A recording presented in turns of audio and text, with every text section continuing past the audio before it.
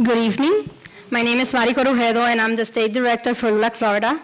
And I'm very happy to have all of you.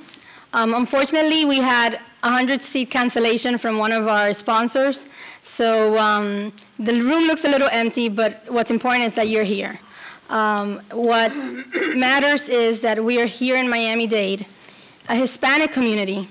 But unfortunately, because we are so Hispanic in Miami, we really feel not a need to really support our civil rights organizations, because we think that Miami is the United States. But when we step out of Miami-Dade, and when we go north, and we keep driving, we notice the conditions are really, really different for all our Hispanic brothers and sisters around our country. And that's why we're here today. We're here today because each and every one of you have a voice. And a president, not too long ago, started a campaign in a little room where there were very few people, and it was actually raining that day. But the one thing that we came out of there is that one voice spread his word to other voices, and that voice spread the word to other voices, and they went from one room to a room like this one. Then it went to fill major places like a stadium, okay? And then he became president of the United States. Someone that really, by all means, should never had a shot of being president. Because when you think about it,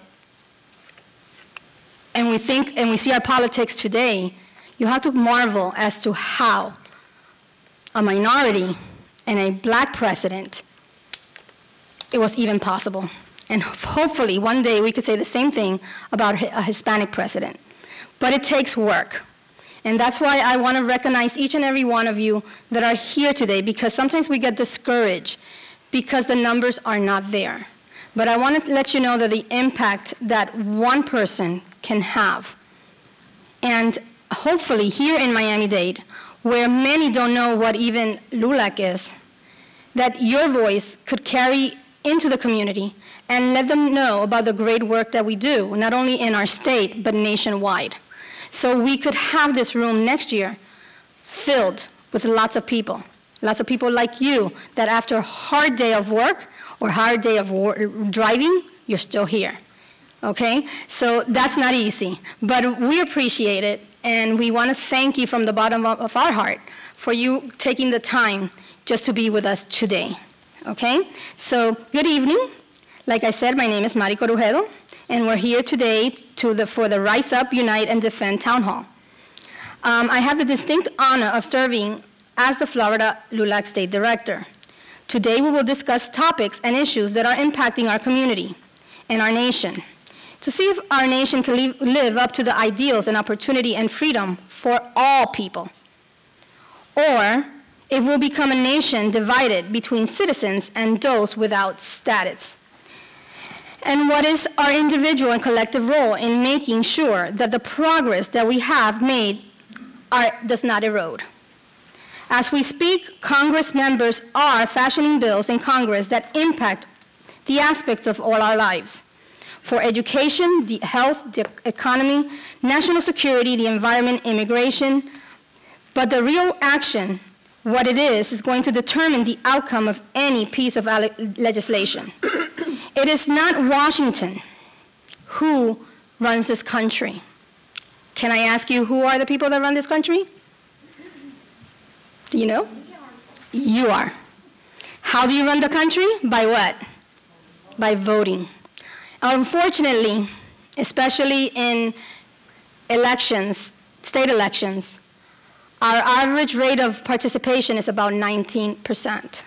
It goes higher when it's presidential, but it's still not as high as it should be. It's around 65, okay? So those numbers should let you know the importance of us getting engaged in our political process.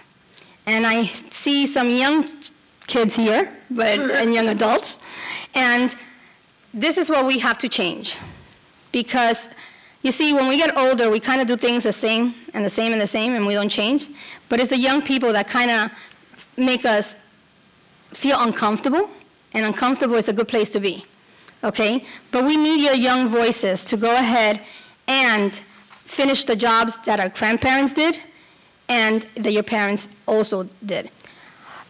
We live in a society right now where my generation, I'm a little upset at my generation because we become too complacent.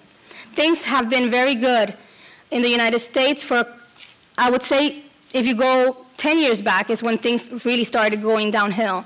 But before that, we were in a very comfortable place. So many of our grandparents, and how many of you know your grandparents to be feisty, fighters? They came to this country, this amazing country, right, for opportunity. But not opportunity for themselves. They came to give opportunity to their children. Now those voices are no longer activating what needs to be activated, which is the people. We are very complacent and we are very indifferent. And if you ask me what is the main problem that I see as a leader of Florida, is the indifference. Because events like this should be filled. Everyone should be making the time to come out to see what great speakers and what great organizations do. Unfortunately, it takes work. And that is, we cannot be indifferent. We cannot say, oh, you know what, I went to this event and it just didn't work out. No, each and every one of us can do something. And I hope that is what we take from this event today. LULAC and LULAC Florida, every year we participate in where we go and visit our Congress people.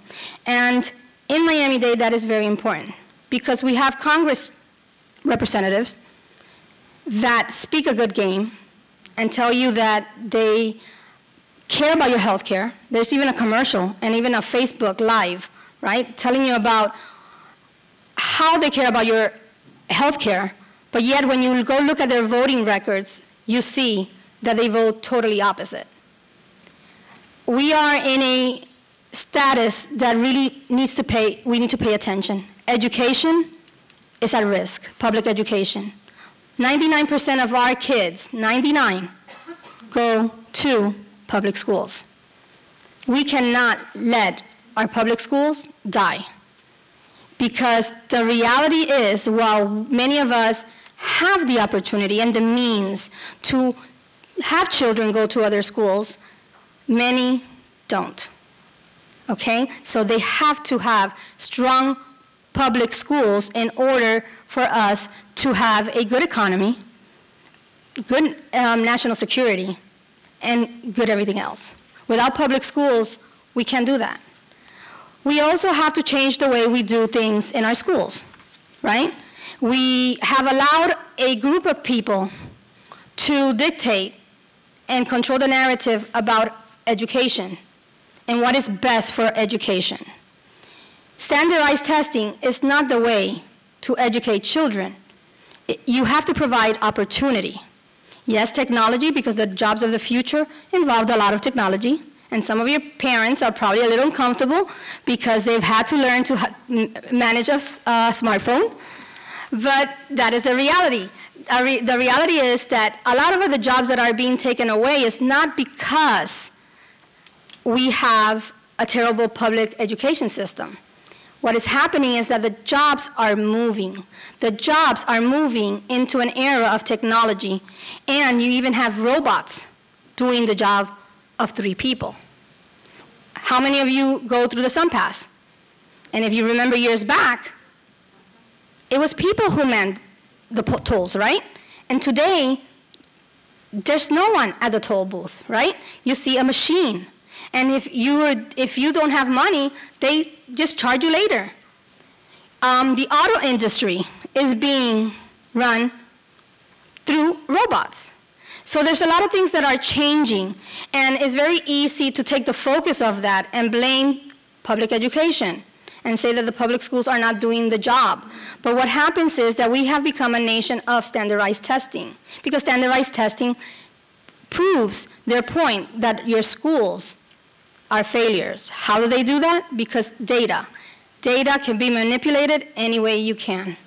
You could pick the good data or you could pick the bad data and then show it, because people work hard and they don't have the time to see if the information that is given to them is true or not.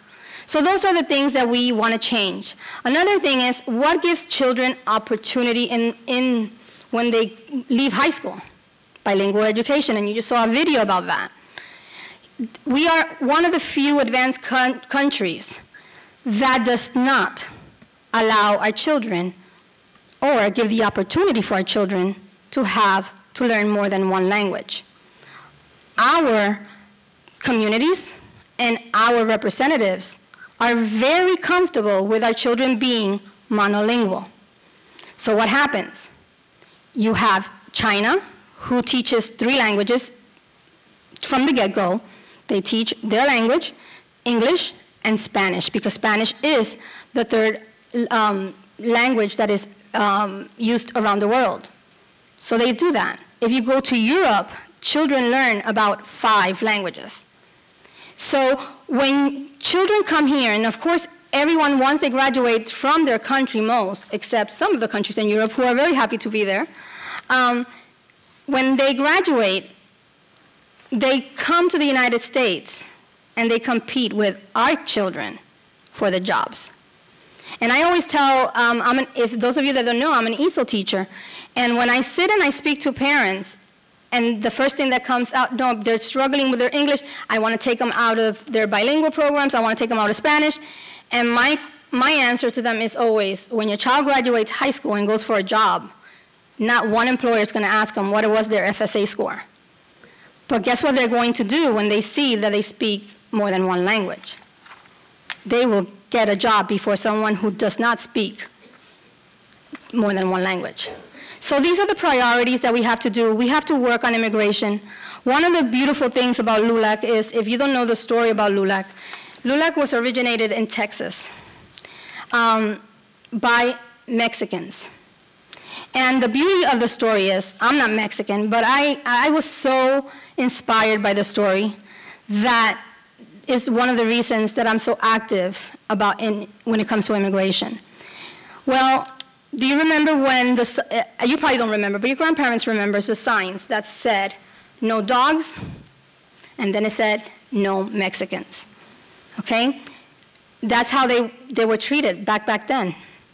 But when they did the League for LULAC, and they built this amazing organization, the civil rights organization, they didn't do it for themselves.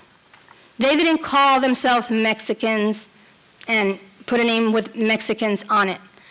They did the League of United American Citizens because they wanted all Hispanics to be included.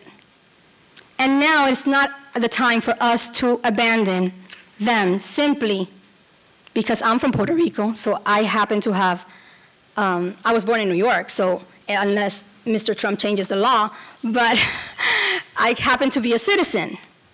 But I have to marvel at my citizenship and not forget the plight that many people have had of my Hispanic race to become a citizen. So we are very, very pro-immigration, and I know it makes people uncomfortable because we go ahead and we feed into the rhetoric that's being fed to us about immigration and taking our jobs and all that. But I want you to think about this wonderful organization that when they built this organization, they did an umbrella for everybody. And I think that it's our turn now to make sure that we do not leave anyone behind. We also work on elections. We are a nonpartisan organization.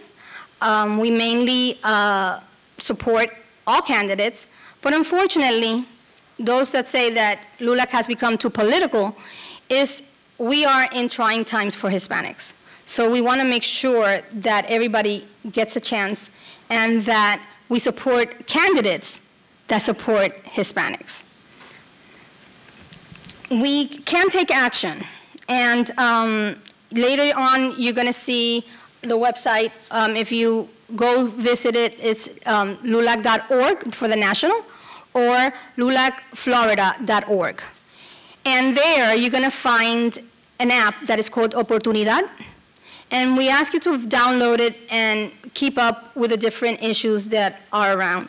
One of the things that we're doing is we are partnering up with organizations to see where we can go for these next 4 years as we maneuver into uncharted times, and we are very uncertain of how our country is going to look like in 4 years from now.